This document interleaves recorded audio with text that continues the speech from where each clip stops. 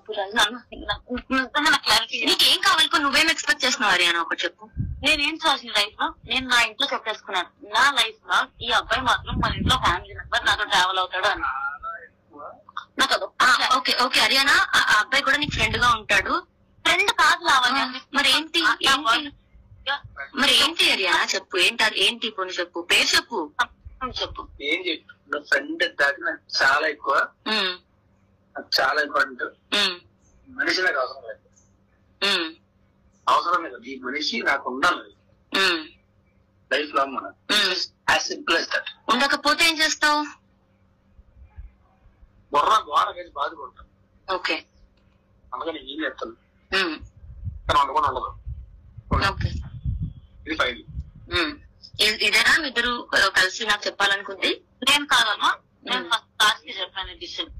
So ఇది కూడా already నువ్వు ఇంట్లో చెప్పావు అంతే కదా? నేనంతా చెప్పాను లావణ్య. ఓకే, అంటే ఇప్పుడు నువ్వు చెప్పావు ఫ్రెండ్ గా కావాలి అబ్బాయి నీకు, నేను రెస్పెక్ట్ చేస్తావు. సరే సరే వెల్ విషరా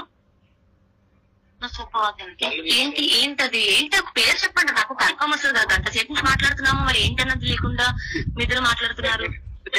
బడ్డీసా, లేకపోతే రిలేషన్షిప్ లో ఉన్నారా, ఇల్లీగల్ అఫేరా, లేకపోతే పెళ్లి చేసుకుంటారా, లవ్ లో ఉన్నారా, లేకపోతే ఏంటి? చెప్పు చెప్పు చెప్పు చెప్పు.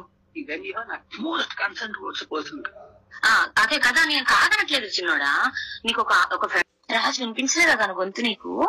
ఏనా మాట్లాడలే వినపడి కూడా. అదే నువ్వు కూడా మూడో పక్షులు ఆడేవో కదమ్మా మా కర్మకి. నాకు కుక్కలు గిక్కలు పడవు. అదే కుక్కలు పడవు, కానీ వీడు కావాలి. అదే కదా నీ ప్రాబ్లం, నా ప్రాబ్లం కూడా. అయ్యో అయ్యయ్యో, పాపం కుక్కలు పడవు. కుక్కతో ప్రేమగా మాట్లాడినా పడదు.